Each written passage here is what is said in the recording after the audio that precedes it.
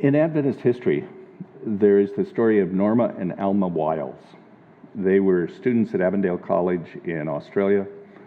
He took theology and nursing. She took nursing. The two of them ended up on Malakula, an island in what is known today as, when my mind just broke, the New Hebrides.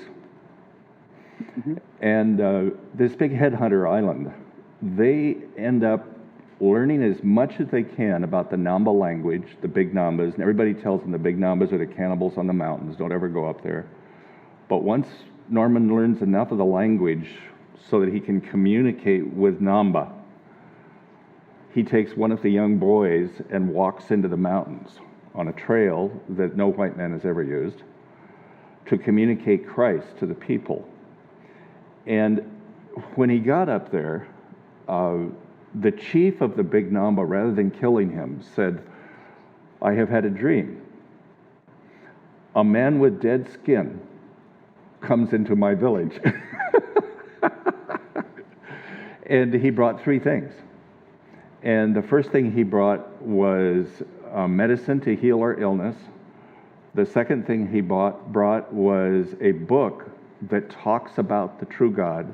And the third thing he brought was his love. And you have brought all three. Norman Wiles spent the rest of his life, which didn't last very long. He actually died of malaria he caught on Malakula. But he spent the rest of his life being a brother to the cannibals. And most of it was most of it was on stage 1 and stage 3. The healing processes of helping get them healthy enough to deal with the issues of life. And the third one was just to be there as a brother in service. And the chief, after Norman died, was talking not about God, but about the God Norman loved, the way he loved us. When I think about how to communicate with people today, I wonder if those aren't about the only three tools I really have. A way to heal your pain, something that will give you some insight into to a God that's different than you ever dreamed possible.